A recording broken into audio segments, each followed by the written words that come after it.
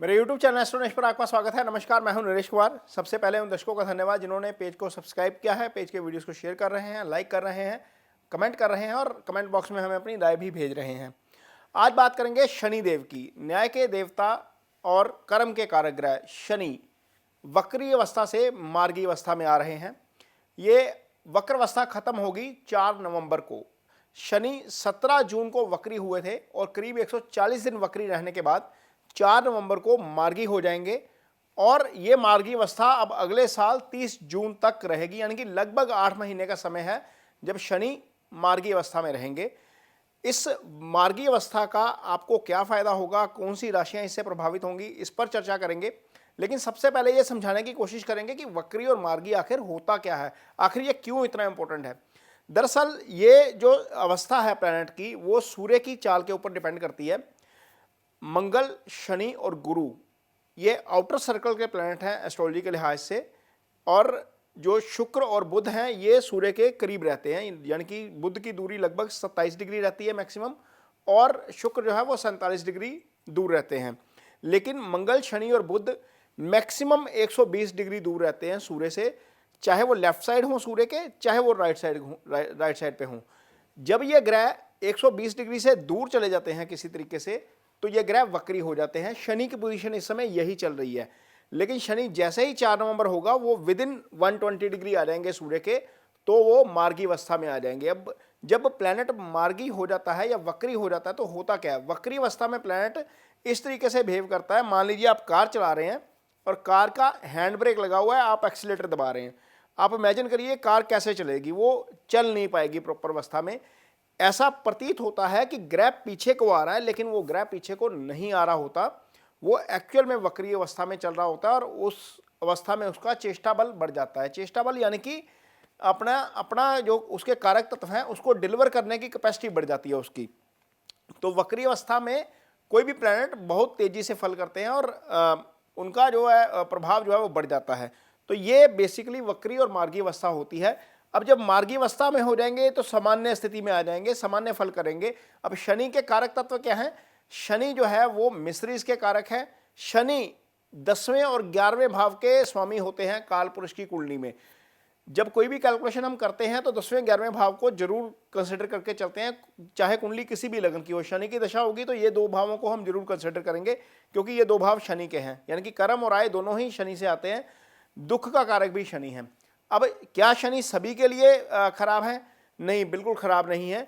शनि जिन राशियों पर 7.5 या ढैया चल रही होती है उनके लिए समस्या जरूर आती है, बाकी राशियों पर बहुत ज़्यादा समस्या नहीं आती। आज हम ऐसी 3 राशियों के बारे में बताएंगे जिनके लिए मार्गी होना शनि का अच्छा हो जाएगा। तो सबसे पहली राशि है मेष राशि। मेष राशि से शनि 11वें भाव से गोचर कर रहे हैं। कोई भी पाप ग्रह है, भले ही मंगल है, भले ही सूर्य है, भले ही शनि है, भले ही राहु है, भले ही केतु है, इनका जो गोचर है वो तीसरे, छठे, 11वें भाव में अच्छा होता है।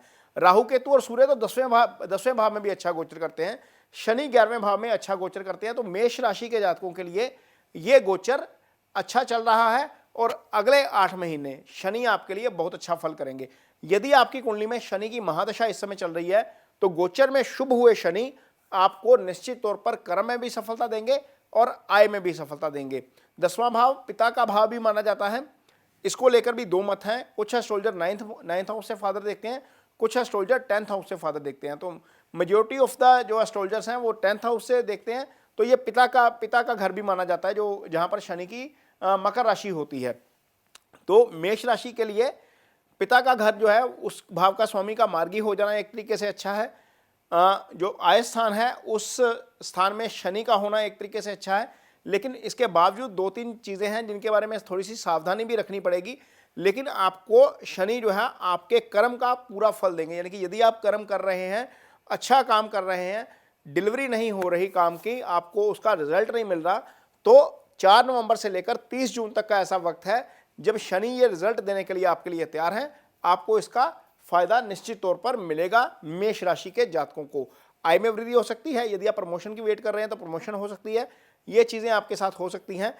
ये 11वां भाव जो होता है वो इच्छाओं की पूर्ति का भी भाव होता है, फ्रक्टिफिकेशन ऑफ डिजायर्स इसी भाव से देखी जाती है। तो यदि आप कुछ एम कर रहे हैं, आपको लगता है कि कुछ अचीव करना है लाइफ में, उसके लिए टाइम नहीं है, तो वो टाइम जो है वो 4 नवंबर से 30 जून 2024 का आपके लिए अच्छा रहेगा। नया काम शुरू करना चाहते हैं वहां पर भी आपको सफलता मिल सकती है। अब शनि पंचम भाव पर देख रहे हैं, 11वें भाव में जब गोचर करते हैं। हालांकि गोचर शुभ है लेकिन शनि की दृष्टि शुभ नहीं होती।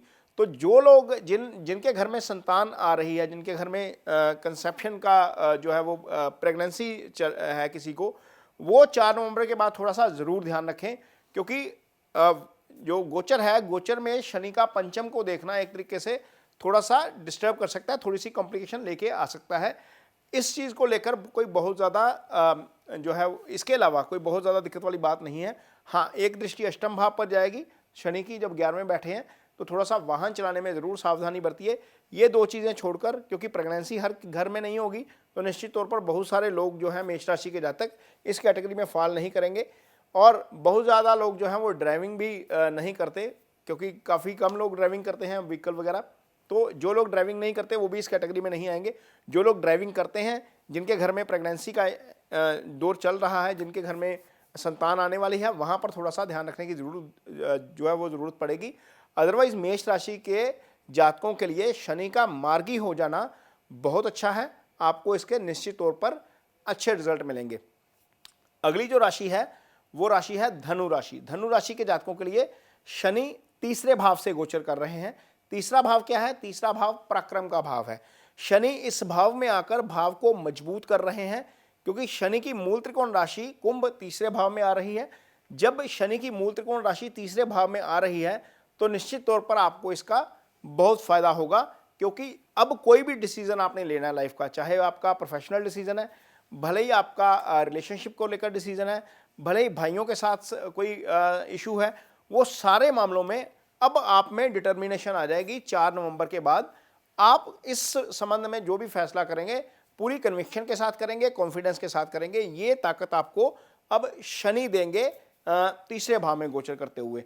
तो शनि का एक जो राशि है आपकी कुंडली में वो धन भाव में आती है, मकर राशि। निश्चित तौर पर जब इस भाव के स्वामी जो है वो शुभ गोचर में है। एक दूसरी बात, यदि दशा शनि की चल रही है तो निश्चित तौर पर आपको इसका बहुत फायदा हो सकता है फाइनेंशियली, अर्थ के लिहाज से, क्योंकि जो दूसरा भाव होता है वो आपकी कुंडली का अर्थ ट्रायंगल होता है। दशम भाव, दूसरा भाव और छठा भाव, इसको अर्थ ट्रायंगल बोलते हैं। पहला भाव धर्म का भाव है, दूसरा अर्थ का भाव है। अर्थ के भाव के स्वामी शुभ गोचर में है तो निश्चित तौर पर आपके धन में जरूर वृद्धि करेंगे। लेकिन यही एक चीज है जहां पर आपको ध्यान रखना है। मेष राशि के में भी यही बताया था, 3रे भाव में बैठे शनि की दृष्टि पंचम पे रहेगी, तो जहां पर संतान का जो है वो चल रहा है, आपके किसी के भी घर में, धनु राशि के जातकों के लिए किसी के घर में प्रेगनेंसी का दौर चल रहा है, कोई संतान आने वाली है, कोई नया मेहमान आने वाला है, वहां पर थोड़ा सा कॉम्प्लिकेशन जरूर आ सकती है, क्योंकि गोचर में शनि 3रे भाव में है, पंचम को देख रहे हैं, पंचम ही संतान का भाव है, तो वहां पर हो सकता है कि थोड़ी सी कॉम्प्लिकेशन जरूर आ जाए। ये ध्यान में रखने वाली जरूर जो है वो बात होगी। अदरवाइज शनि आपके लिए बहुत शुभकारी हैं। ये जो गोचर में मार्गी हुए हैं, 2रे और 3रे भाव के आपको अच्छे रिजल्ट मिलेंगे, ये आपके लिए बहुत अच्छा रहेगा। शनि की जब आप 3रे भाव में शनि जब गोचर करते हैं तो एक दृष्टि 12वें भाव के ऊपर रहती है। निश्चित तौर पर जो 12वां भाव है वो खर्चे का भाव है, कुछ अनएक्सपेक्टेड खर्चे जरूर आ सकते हैं। हाँ, लेकिन ऐसा भी है कि आप ट्रैवल भी कर सकते हैं, अब्रोड ट्रैवल भी हो सकता है।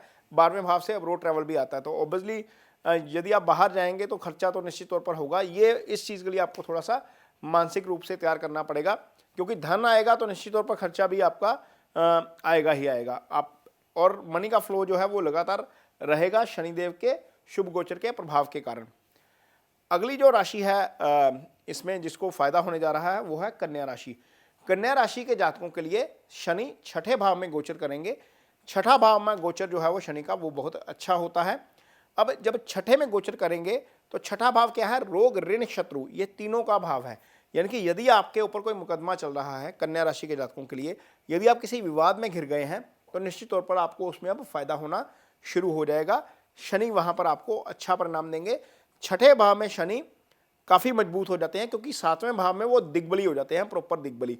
6ठे भाव में भी पोजीशन आप मान के चलिए शनि की अच्छी रहेगी। 6ठा भाव मजबूत होने के कारण आपको रोगों से भी मुक्ति मिलेगी। यदि आप कोई किसी प्रॉब्लम के शिकार हैं, आपको कोई फिजिकल समस्या तंग कर रही है, तो वहां पर हो सकता है कि आपको उससे राहत मिलनी शुरू हो जाए। आपकी कुंडली में शनि पंचम भाव के भी स्वामी बनते हैं। पंचम भाव आपकी कुंडली में इजी गेंस का भाव होता है। तो इजी गेंस का भाव और स्टेट ऑफ माइंड भी हम पंचम भाव से देखते हैं।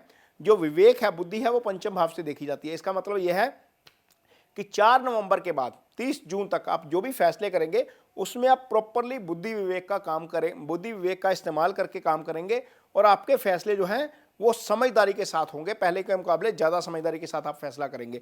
इजी गेंस का भाव है, तो इस भाव का स्वामी शुभ गोचर में है, तो निश्चित तौर पर कुछ ना कुछ ऐसी चीज़ें हैं जो आपको फ़ायदा दे सकती हैं, जहाँ से आपको इजी गेंस आ सकते हैं। कुछ लोगों ने इन्वेस्टमेंट की होती है, इन्वेस्टमेंट निकलती नहीं है, वो समय अब आ गया है कि इन्वेस्टमेंट आएगी और इन्वेस्टमेंट यदि की है तो उसका रिजल्ट जो है वो आपको अच्छा मिलना शुरू हो जाएगा। अच्छी इन्वेस्टमेंट आपको जो है वो उसके रिटर्न जो है वो अच्छे मिल जाएंगे।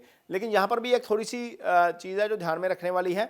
जब शनि छठे गोचर करेंगे तो अष्टम को देखेंगे, गाड़ी थोड़ा सा धीमे चलाने की जरूरत पड़ेगी, क्योंकि अष्टम भाव सडन जो है वो एक्सीडेंट का भाव है। थोड़े से अपने पासवर्ड सिक्योर रखिएगा ऑनलाइन, क्योंकि अष्टम से सीक्रेसी देखी जाती है, सीक्रेसी लीक हो सकती है। ये 2 चीज़ें आपको ध्यान में रखनी है।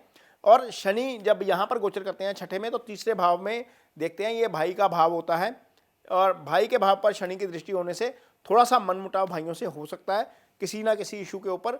तो ये चीज़ थोड़ा सा ज़रूर जो है वो ध्यान में रखिएगा कि आप कहीं पर भी जब कन्फ्लिक्ट की पोजीशन आए तो सिचुएशन को अवॉइड कर दीजिए, ताकि आपका रिलेशनशिप जो है वो बेटर बना रहे अपने सिबलिंग्स के साथ। तो ये चीज़ें जो हैं आपको थोड़ी सी ध्यान में रखनी पड़ेंगी। अदरवाइज ये जो गोचर है, गोचर में शनि का मार्गी होना मेष राशि, धनु राशि और कन्या राशि के जातकों के लिए काफ़ी शुभ रहने वाला है। 4 नवंबर से लेकर 30 जून तक शनि अब मार्गी रहेंगे। अब अगले साल 30 जून को जो है वो वक्री होंगे। उसके बाद हम एक वीडियो के साथ और आएंगे आपके सामने। इसके साथ ही मुझे दीजिए इजाज़त। नमस्कार।